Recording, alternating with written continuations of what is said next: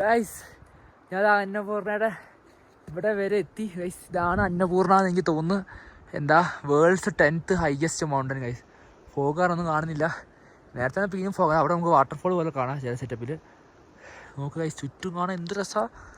ഊഫ് എന്താല്ലേ ഇത് കണ്ടോ ഗൈസ്. കുറച്ച് നാൾക്ക് മുമ്പ് അന്നപൂർണ കയറാൻ വന്ന ആൾക്കാരായിരുന്നു. പക്ഷെ അവർ മരിച്ചുപോയി. അവരുടെ ഓർമ്മക്കാർ പറഞ്ഞ സംഭവം. കൊറിയക്കാരായി ഇത്. പാവം ഉണ്ടാവില്ല. എന്തായാലും ഈ സാധനം അതാണ് ലോസ്റ്റാണ്. ഇവർ അന്നപൂർണയുടെ ഭാഗമായെന്നാണ് ഇവിടെ എഴുതി വെച്ചേക്കുന്നത്. മെമ്മോറിയൽ സർവീസ് ഒക്ടോബർ 2012 സംഭവം ഉണ്ടായത്. 1974 ഇത് ജനിച്ചത്. നമുക്ക് കാണാം, വായിച്ചു നോക്കും നിങ്ങൾ.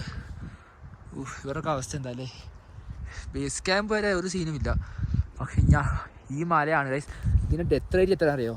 28 or 48 എത്ര ഇതാണെന്ന് വെച്ചാൽ 100 പേര് കയറിയാൽ പകുതി ആൾക്കാർ മരിക്കുമെന്ന് ഉറപ്പാണ്. അത്രയും ഡെത്ത് റേറ്റ് ഉണ്ട് ഈ കാരണം അന്നപൂർണയ്ക്ക്.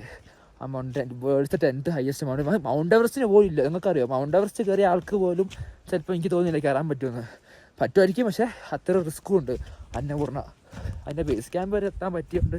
അതുപോലെ തന്നെ ഗൈസ് വേറെ കാര്യം അറിയോ, ഇവിടെ വന്നതിൽ ആദ്യത്തെ 17 വയസ്സിൽ ആദ്യമായിട്ട് ഇവിടെ ഒറ്റയ്ക്ക് വന്ന ആൾ ഞാനാണ്. ഇന്ത്യയിൽ നിന്ന് എനിക്ക് ഇവിടുത്തെ ഗൈഡും പിന്നെ ലോക്കൽസൊക്കെ പറയാനുണ്ടോ ലൈക്ക് അവർക്ക് എൻ്റെ ഏജ് കേട്ടപ്പോൾ ഞെട്ടിപ്പോയി. പ്രായത്ത് ഒറ്റയ്ക്ക് വന്ന് കേട്ടപ്പോൾ ഇവിടെ ഈ പ്രായത്ത് ഒറ്റയ്ക്ക് വന്നതിൽ ഇന്ത്യയിൽ നിന്ന ആൾ ഞാനാണെന്നൊക്കെ പറയുന്നത്.